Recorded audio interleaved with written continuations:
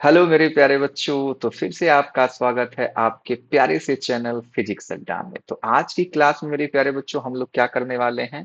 हम लोग बच्चे इस क्लास में करेंगे नीट एग्जाम के मोस्ट मोस्ट इम्पॉर्टेंट बेटा आपके क्लास 12th के पहले चैप्टर यानी कि इलेक्ट्रिक चार्ज एंड फील्ड, जिसको हिंदी में हम लोग कहते हैं विद्युत आवेश एवं क्षेत्र, उसके बच्चे आए हुए आपके प्रीवियस एग्जाम में सभी क्वेश्चनों को हम लोग अच्छे से देखेंगे और उसका सॉल्यूशन करेंगे। ठीक है, तो ये सभी क्वेश्चन मेरे प्यारे बच्चों आपके प्रीवियस एग्जाम में पूछे गए हैं, तो आप लोग इसको अच्छे से समझने का प्रयास करिएगा। ठीक है बेटा, तो चलो स्टार्ट किया जाए क्लास को बेटा। तो मेरे प्यारे बच्चों आपके पास एक क्वेश्चन दिख रहा है, हमारे पास पहला क्वेश्चन आज की क्लास का कह रहा है क्या बेटा, according to Gauss law of electrostatics electric flux through a close surface depends upon. मेरे प्यारे बच्चों हमने हमने सीखा है कि गॉस के नियम में मेरे प्यारे बच्चों जो वैद्युत फ्लक्स होता है, तो गॉस साहब क्या कहते थे। गॉस साहब तो सर यही कहते थे ना कि फाई ई बराबर Q enclosed by epsilon naught. बोल, Q enclosed by epsilon naught. यानी कि बेटा जी हमने तो यही सीख रखा है कि ये जो हमारे पास फ्लक्स है वो मेरे प्यारे बच्चों किसी भी एरिया पर डिपेंड नहीं करता है। ठीक है, केवल डिपेंड किस पे करता है बच्चों, the quantity of charges enclosed by the surface. ठीक है, क्या इतनी बात समझ में आ रही है। यानी कि सतह से घिरे आवेशों की मात्रा पर बस निर्भर करेगा। सतह का क्षेत्रफल क्या होता है, कोई मतलब नहीं। सतह का आकार क्या होता है, कोई मतलब नहीं। सतह से घिरा आयतन, कोई मतलब नहीं। यानी कि अगर मान लो हमारे पास एक कोई सतह ये है, उसमें कोई आवेश क्यू है, तब भी मेरे प्यारे बच्चों फ्लक्स इतना ही होगा, क्यू बटे एप्सिलॉन नॉट। इसके हिसाब से हम लोग यहाँ पे लिख देंगे। क्या इतनी बात मेरे प्यारे बच्चों को समझ में आ रही है। आप कहेंगे हाँ सर। अगर मेरे प्यारे बच्चों कोई हम बड़ा सा सतह लेते हैं, उसके अंदर यहाँ पे आवेश है, तब भी मेरे प्यारे बच्चों आपका फॉर्मूला यही हो जाएगा। क्या इतनी बातें मेरे प्यारे बच्चों को अच्छे से समझ में आ रही हैं। ठीक है बेटा, तो इस तरीके से हम लोग मेरे प्यारे बच्चों इस क्वेश्चन को करते हैं। तो इस पहले क्वेश्चन का जो आंसर हो जाएगा बहुत ही आसान है, बी ऑप्शन अपने पास एकदम करेक्ट आंसर है। ठीक है बेटा, चलते हैं बच्चों दूसरे क्वेश्चन पे। दूसरा क्वेश्चन मेरे प्यारे बच्चों आपके सामने दिख रहा है। क्वेश्चन कह रहा है बेटा कि अ charge Q coulomb is placed at the corner of a cube, the flux coming out from any one of its faces. ठीक है बेटा, यानी कि एक हमारे पास बच्चों आवेश है, एक कोई आवेश है बेटा, और वो आवेश मेरे प्यारे बच्चों क्या है, क्यूब के किसी कोने पर रखा गया। सॉरी, एक आवेश Q centre of the cube मतलब केंद्र पर रखा गया। ठीक है, तो सबसे पहले बेटा हम क्या करेंगे, एक हम लोग क्यूब बनाएंगे। ठीक है, चलो बना लेते हैं बेटा जी। तो हमारे पास एक प्यारा सा क्यूब मेरे प्यारे बच्चों हम लोग चलो बना लेते हैं कि हमारे पास बेटा एक ये क्यूब है। ठीक है, एक हमारे पास ये प्यारा सा क्यूब हमारे पास बन गया। ठीक है बच्चों, चलिए अब जो आवेश है मेरे प्यारे बच्चों उसको क्या रख देते हैं किसी केंद्र पर, मानी यानी कि मान लो किसी और कलर से रखते हैं, मान लो ब्लू कलर से। तो यहाँ पे आवेश Q है और Q का मान मेरे प्यारे बच्चों यहाँ पे दे रखा है हमारे पास क्या, मान लो कैपिटल Q माइक्रो कूलम यहाँ पे क्वेश्चन में दे दिया। हम यहाँ पे समझने के लिए स्मॉल क्यू ही यूज कर रहे हैं। अब बच्चे कह रहे हैं किसी एक फलक से कितना निकलने वाला फ्लक्स क्या होगा। तो बच्चे जब ये सेंटर पे है ना, तो मेरे प्यारे बच्चों जो कुल फ्लक्स होगा इस पूरे क्यूब से, पूरे घन से, वो क्या होगा, फाई ई बराबर क्यू बटे एप्सिलॉन नॉट, यानी कि capital Q micro coulomb divide by epsilon not के। क्या इतनी बात मेरे प्यारे बच्चों को समझ में आ रही है।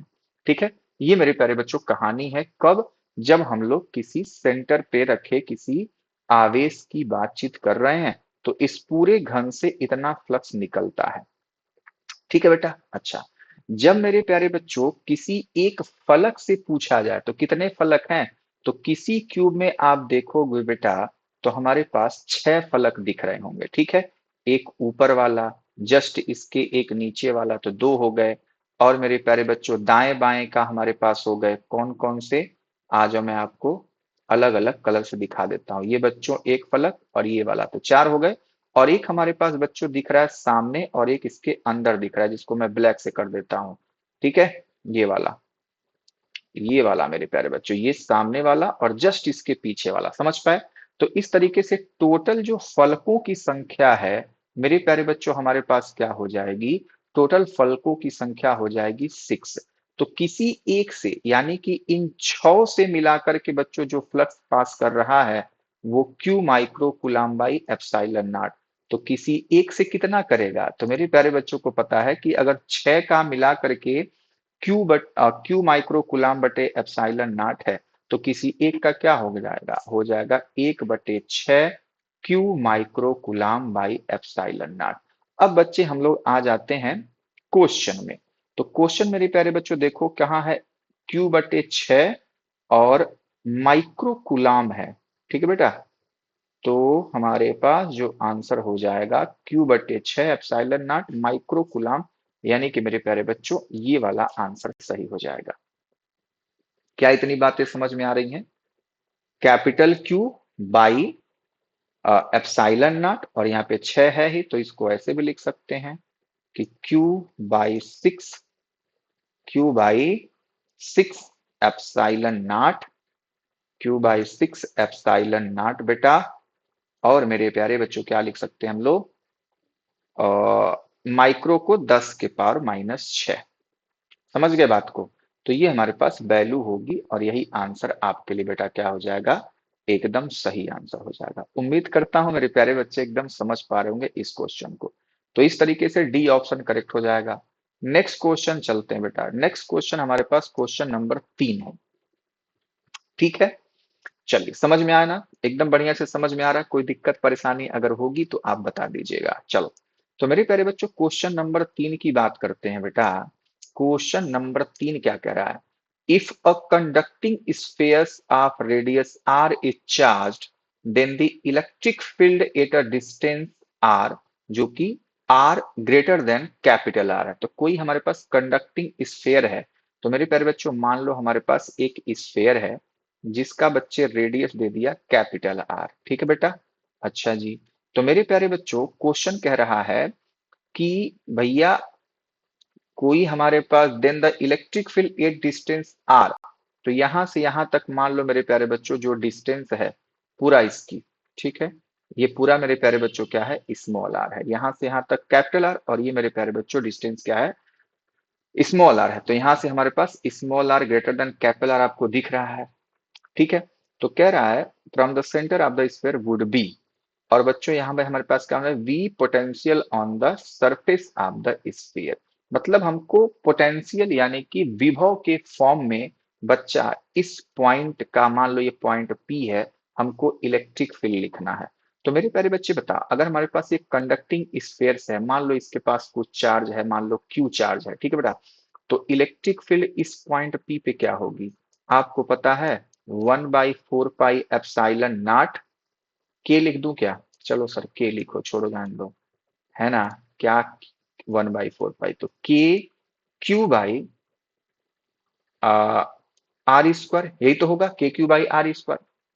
अच्छा, मेरे प्यारे बच्चों सरफेस पे जो पोटेंशियल होता है वो क्या होगा, वो होगा मेरे प्यारे बच्चों KQ/R के, और R क्या होगा मेरे प्यारे बच्चों, कैपिटल R। क्या इतनी बात सबको समझ में आ रही है?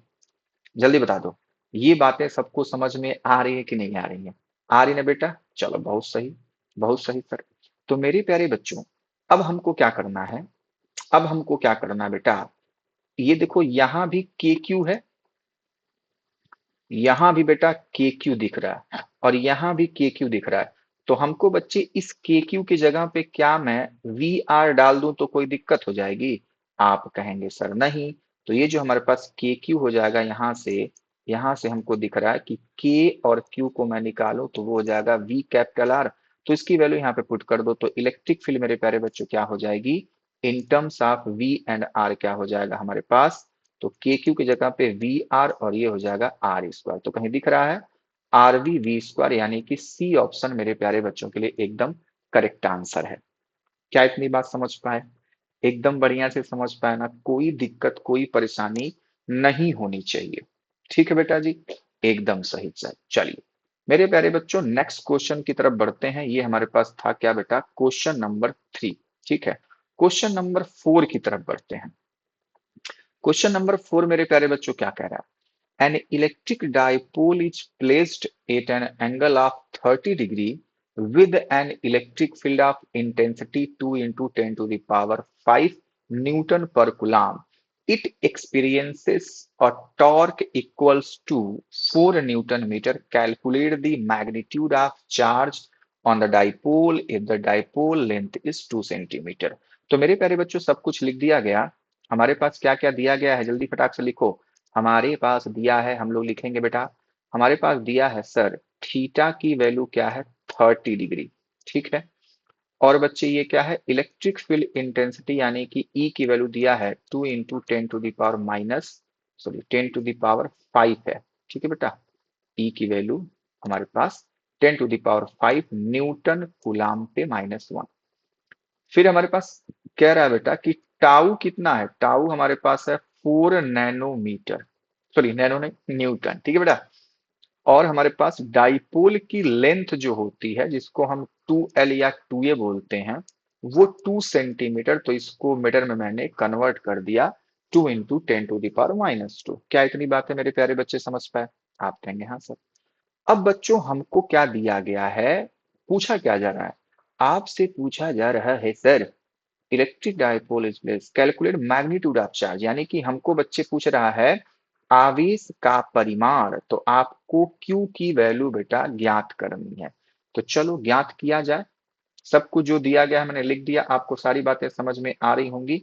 तो मेरे प्यारे बच्चों अब हम लोग क्या करेंगे, अब हम लोग बेटा इसका मान निकालने जाएंगे। तो चलो मैं ऑप्शन को रख देता हूं आपके सामने, यहाँ पे हम लोग कैलकुलेशन करेंगे। ठीक है, तो आपको देखो बच्चे बल आघूर्ण का फॉर्मूला याद होगा कि टाउ बराबर सर होता है पीई साइन थीटा के। ठीक है बेटा, अब इस P को आप Q के फॉर्म में लिखो तो क्या होता है Q इंटू 2L, और ये हो जाएगा E साइन थीटा। क्या इतनी बात सबको समझ में आ रही ना?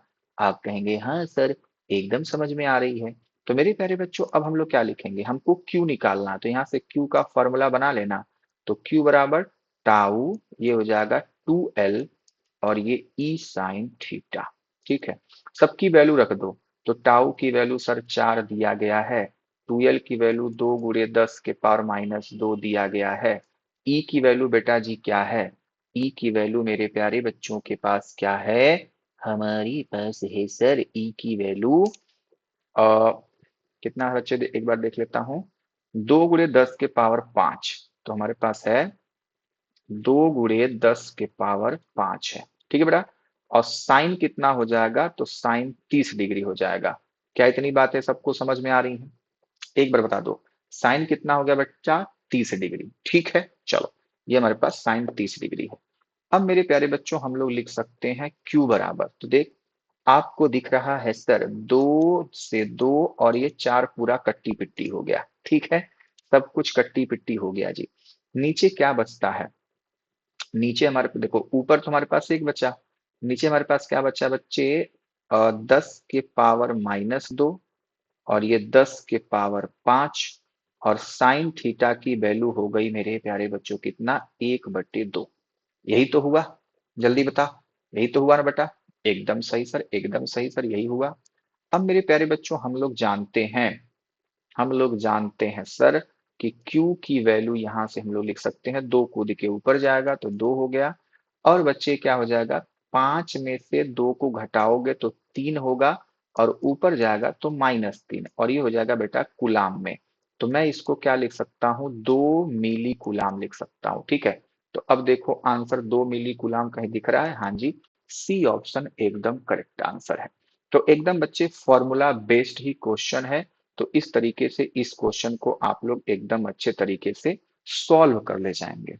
उम्मीद करता हूं मेरे प्यारे बच्चों को इतनी बातें अच्छे से समझ में आ रही होंगी। बताओ बेटा, सब कुछ बढ़िया है?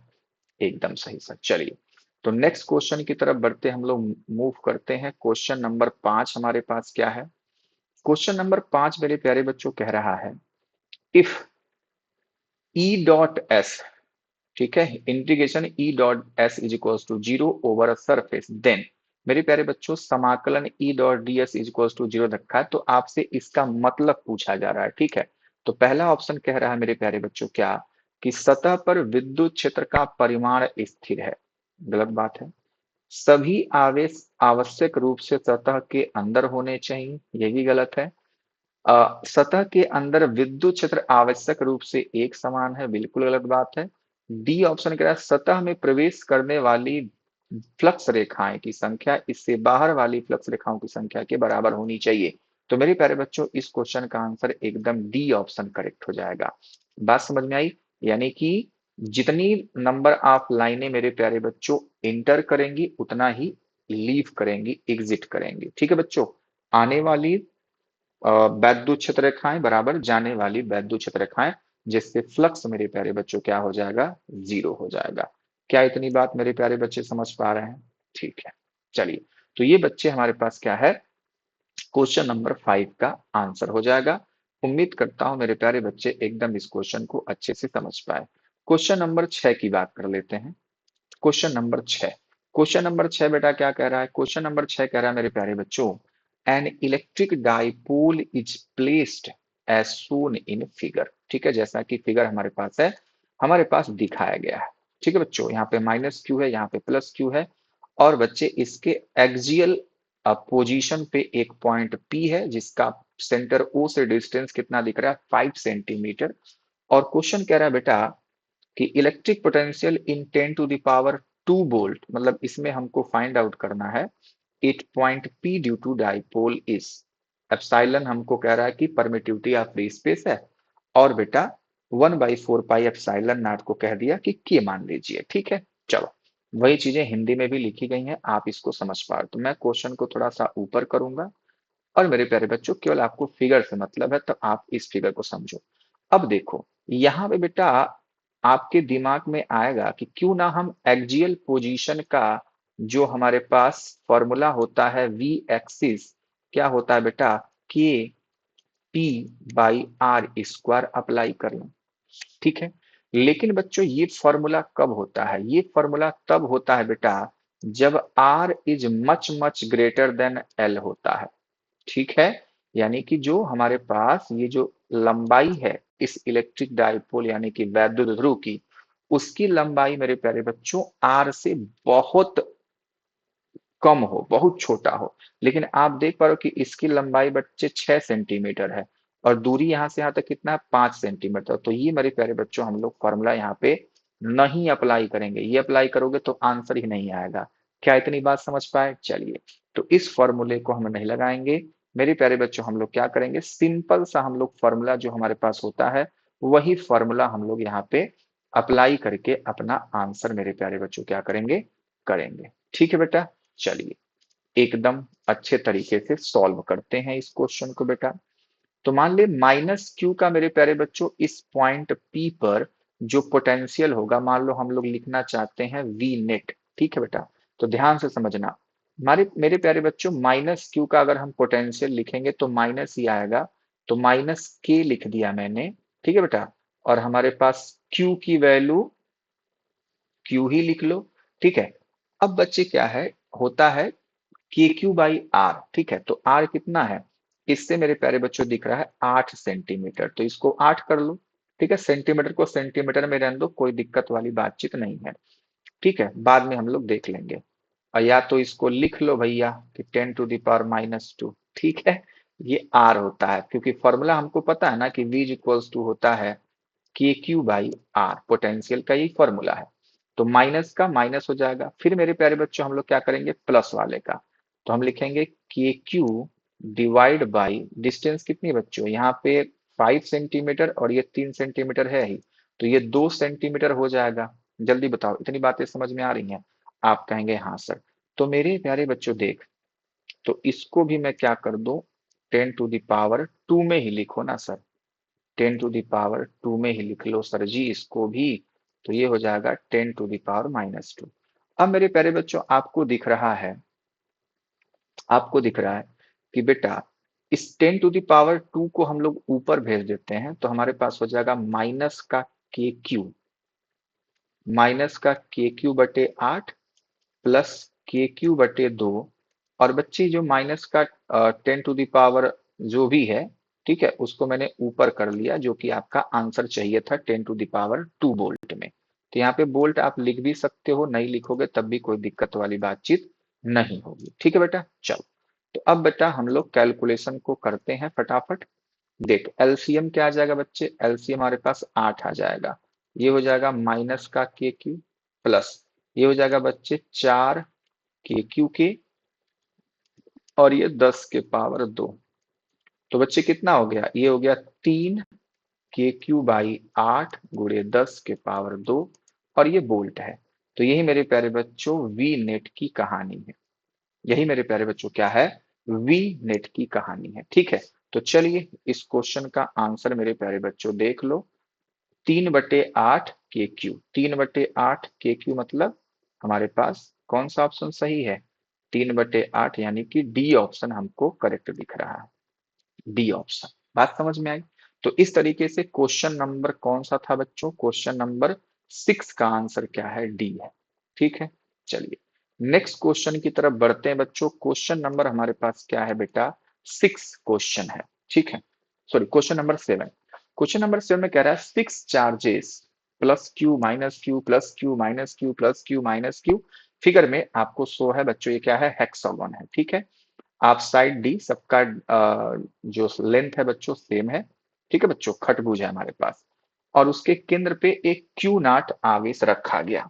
ठीक है बेटा, कहां से लाया गया, अनंत से लाया गया। क्वेश्चन को ध्यान से पढ़ लीजिए। The work done in bringing a charge Q to the centre of the hexagon from infinite. तो मेरे प्यारे बच्चों मान लो यहाँ पे कोई जगह है इनफाइनाइट, यहाँ पे ये बंदा क्यू था, इसको ला करके बच्चों इसके सेंटर पे रखा गया। ठीक है बेटा, तो सबसे पहले हमको क्या करना पड़ेगा, हमसे कहा जा रहा है भैया कि आप बता दो कि कितना वर्क डन करना पड़ेगा।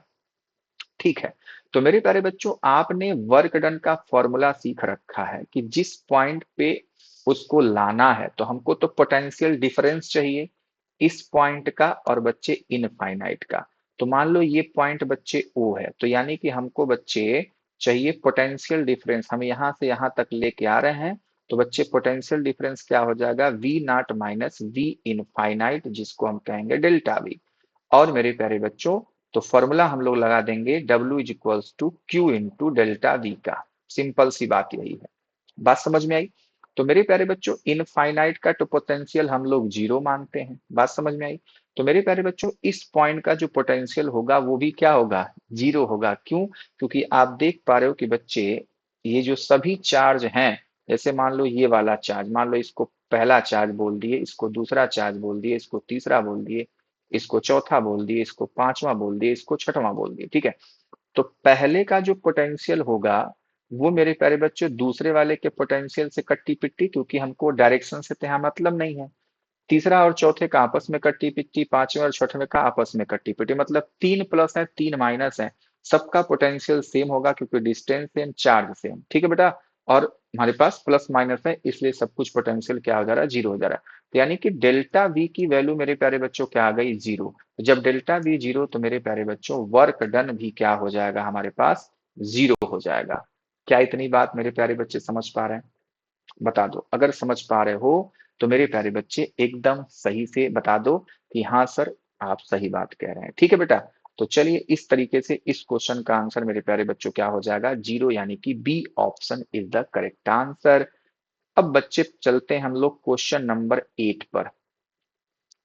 क्वेश्चन नंबर 8 मेरे प्यारे बच्चों क्या है, the angle between the electric field lines of force and the equipotential surface is। मेरे प्यारे बच्चों देख, आपको सीधा सीधा ये आंसर पता होना चाहिए, theta is equals to 90 degree होता है। अब कैसे होता है चलो मैं आपको डिराइव करके दिखा देता हूं।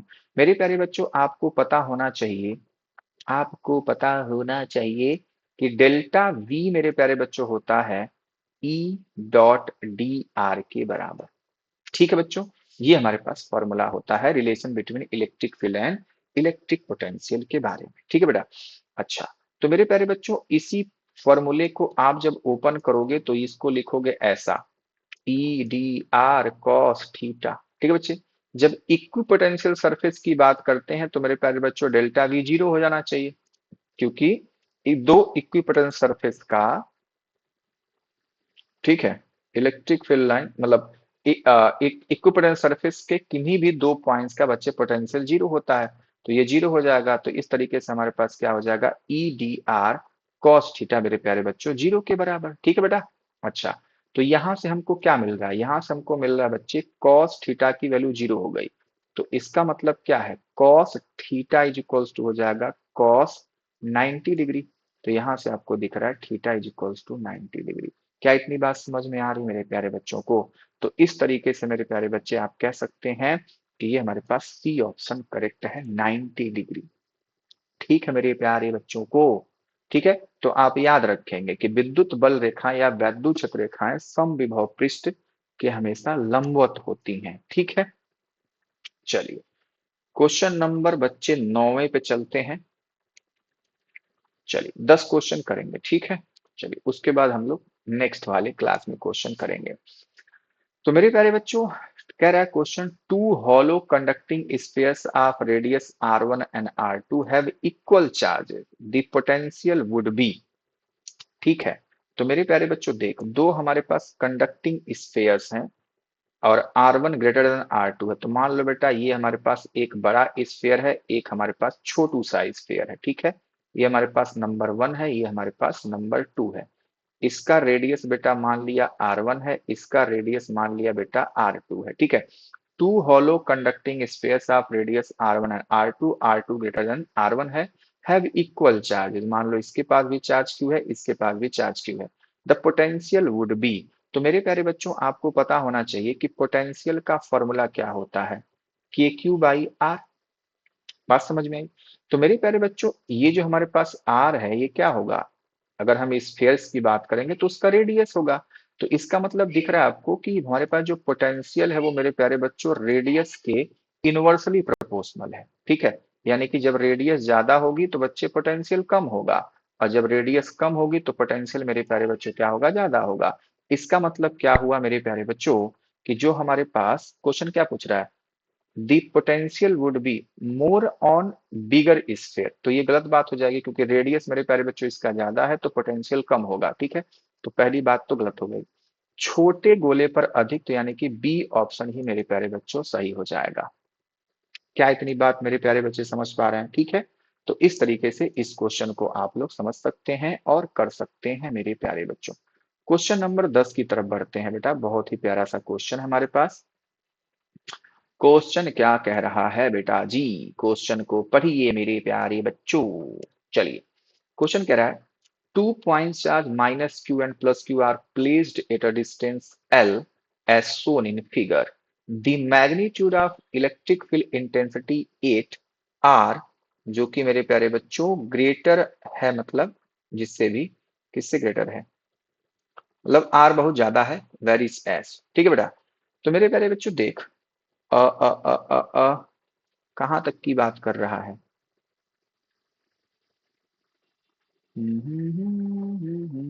मतलब एल से आर बहुत ज्यादा होगा। ठीक है बेटा, तो मेरे प्यारे बच्चों देख, आप अगर मान लो इसी इलेक्ट्रिक डाइपोल के किसी इसके एक्सियल पोजीशन की आप बात कर लो, चाहे इक्वेटोरियल पोजीशन पे बात करो। ठीक है बेटा, तो मेरे प्यारे बच्चों को पता है कि चाहे एक्सियल की हम लोग बात करें चाहे इक्वेटोरियल की बात करें, मेरे प्यारे बच्चों एक्सियल का फॉर्मूला क्या होता है, ई एक्सिस पे क्या होता है बेटा जी, तो आपको पता होना चाहिए ई एक्सिस पे होता है सर के पी, 2 kp ना, 2 kp बाई आर क्यू। ठीक है बेटा, और जब हम लोग ई इक्वेटोरियल की बात करते हैं तो मेरे प्यारे बच्चों वो होता है केपी बाई आर क्यू। तो दोनों कंडीशनों मेरे प्यारे बच्चों दिख गया हमको कि बेटा जो ई है वो आर के मेरे प्यारे बच्चों 1/आर क्यू के साथ दिख रहा है। ठीक है, तो इस तरीके से बी ऑप्शन मेरे प्यारे बच्चों हमारे लिए करेक्ट हो जाएगा, सिंपल सी बात है। समझ में आई बात? ठीक है, तो इस क्वेश्चन का आंसर मेरे प्यारे बच्चों क्या हो जाएगा, आर के पावर क्यूब। ठीक है, क्वेश्चन नंबर 11, कुछ क्वेश्चन और भी कर लेते हैं। क्वेश्चन नंबर 11 बेटा क्या कह रहा है? क्वेश्चन नंबर 11 बहुत ही आसान सा क्वेश्चन है, इसलिए हम लोग इसको कर लेते हैं। कह रहा है पोलर मॉलिक्यूल आर मॉलिक्यूल्स। तो मेरे प्यारे बच्चे पोलर मॉलिक्यूल कौन से होते हैं? यानी कि ध्रुवीय अणु वो होते हैं जिनमें अस्थायी विद्युत आघूर्ण होता है। तो बिल्कुल सही बात है, ए ही ऑप्शन करेक्ट हो जाएगा, having a permanent electric dipole moment. ठीक है, तो उनको हम कहते हैं मेरे प्यारे बच्चों क्या? Polar molecule. बात समझ में आ रही है? तो इसका आंसर तो ए हो जाएगा, बहुत आसान सा क्वेश्चन है ये क्वेश्चन मेरे प्यारे बच्चों। जल्दी से आप इसको करिए। क्या क्वेश्चन कर रहा है? बहुत ही प्यारा सा क्वेश्चन दिख रहा है बेटा। Dipole is placed in an electric field as shown. जैसा कि हमारे पास फिगर में आपको बच्चे इलेक्ट्रिक फील्ड को दिखाया गया है। ठीक है, अच्छा जी। In which direction will it move? कौन इलेक्ट्रिक डाइपोल किस डायरेक्शन में मूव करेगा, ये आपको दिखाया जा मतलब बताना है। ठीक है बेटा, तो मेरे प्यारे बच्चों ध्यान से देखो। आपको पता है कि जब हमने देखा बच्चों कि जहां पे वैद्युत क्षेत्र रेखाएं पास पास होती हैं, वहां पे बच्चों विद्युत क्षेत्र का जो स्ट्रेंथ होता है वो बहुत ज्यादा होता है। जहां पे दूर दूर होती है मेरे प्यारे बच्चों, वहां पे विद्युत क्षेत्र का जो स्ट्रेंथ होता है वो कम होता है। तो आप बच्चे मान लो ये हमारे पास एक पॉइंट वन है, यहाँ पे एक पॉइंट टू है, जहां पे पहला वाला चार्ज है प्लस क्यू।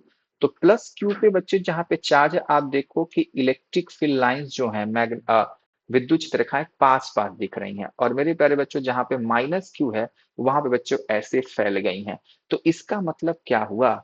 इसका मतलब मेरे प्यारे बच्चे क्या आप कह सकते हो ना कि बेटा हमारे पास मान लो मैंने कहा कि E प्लस क्यू, मतलब जहां पे प्लस क्यू है वहां पे इलेक्ट्रिक फील्ड ज्यादा, और जहां पे बेटा माइनस क्यू है वहां पे इलेक्ट्रिक फील्ड कम है।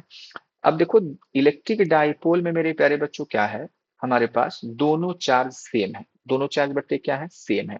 तो दोनों चार्ज पर बच्चे इक्वल अमाउंट का फोर्स लगेगा, इक्वल अमाउंट का फोर्स लगेगा। वो अलग बात है कि माइनस क्यू चार्ज पर बच्चे इस डायरेक्शन में फोर्स लगेगा।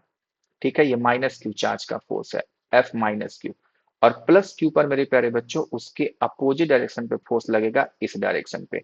अब आपको देखना है कि किसका फोर्स ज्यादा है। ठीक है, किसका फोर्स ज्यादा है, लेकिन मैग्नीट्यूड भी तो अलग अलग है। डायरेक्शन हमने देख लिया कि प्लस क्यू को इलेक्ट्रिक फील्ड कहेगा इधर चलो, माइनस क्यू को कहेगा इधर चलो। लेकिन मेरे प्यारे बच्चों हमारे पास इसका मतलब हुआ कि इलेक्ट्रिक फील्ड बच्चे ई प्लस क्यू का ज्यादा, तो इसलिए बच्चों ये भी ज्यादा है, और ये मेरे प्यारे बच्चों मान में भी कम है। ठीक है, तो इसका मतलब क्या हो गया कि मेरे प्यारे बच्चों जो इलेक्ट्रिक डाइपोल है अब किधर जाएगा, जल्दी बता दो, किधर भागना चाहेगा? तो मेरे प्यारे बच्चों अब देखो माइनस क्यू चार्ज पर फोर्स लग रहा है कम, और विपरीत दिशा में वो कहता है चलो। लेकिन प्लस क्यू चार्ज पे बच्चे फोर्स लगता है ज्यादा, और वो इस डायरेक्शन में धकेलना चाहता है। तो बच्चे जो इलेक्ट्रिक डाइपोल है वो मेरे प्यारे बच्चों ऐसे राइट साइड में भागेगा। बात समझ में आई? इतनी बात तो आपको समझ में आ गई। अब बच्चे आंसर पढ़ो। ठीक है, ये बातें हमने यहाँ पे समझ ली। Correct, towards the right as its potential energy will increase. तो पोटेंशियल एनर्जी बच्चों इंक्रीज नहीं करेगी, पोटेंशियल एनर्जी डिक्रीज ही करेगी। ठीक है बेटा, तो towards the left potential energy will increase, towards right. तो इसका सी ऑप्शन बेटा एकदम करेक्ट है। ठीक है, कि राइट डायरेक्शन में जाएगा और उसकी पोटेंशियल एनर्जी क्या होगी? डिक्रीज होगी, और उसकी काइनेटिक एनर्जी बच्चों क्या होगी? इंक्रीज होगी। क्या इतनी बातें आपको समझ में आ गई? ठीक है बेटा, तो ये बहुत ही मजेदार सा प्रश्न था फिगर से, तो इसको ऐसे आपको अच्छे से बच्चे समझना है। ठीक है, चलिए क्वेश्चन नंबर बेटा हम लोग 12 कर चुके हैं। तो मैं ये वाला लेक्चर मेरे प्यारे बच्चों यहीं पे यहीं तक रखता हूँ। क्वेश्चन नंबर यहाँ के आगे जो भी हमारे पास क्वेश्चन होगा उसकी क्लास हम लोग नेक्स्ट वीडियो में करेंगे। ठीक है बेटा, तो चलिए उम्मीद करता हूं मैं अपने प्यारे बच्चों को कुछ अच्छे अच्छे प्रश्न, आपके नीट एग्जाम में पूछे गए प्रश्न आपको अच्छे से समझा पाया। तो अगर मेरे प्यारे बच्चों आपको मेरे पढ़ाने का तरीका, मेरे समझाने का तरीका पसंद आया हो, तो प्लीज मेरे प्यारे बच्चों कमेंट बॉक्स में जरूर लिखें। और मेरे प्यारे बच्चों प्लीज चैनल को लाइक, सब्सक्राइब और अपने दोस्तों के साथ शेयर करना बिल्कुल ना भूलें। तो इसी के साथ मिलते हैं मेरे प्यारे बच्चों नेक्स्ट वीडियो में। तब तक के लिए बाय बाय, टेक केयर, मस्त रहिए और स्वस्थ रहिए मेरे प्यारे बच्चों।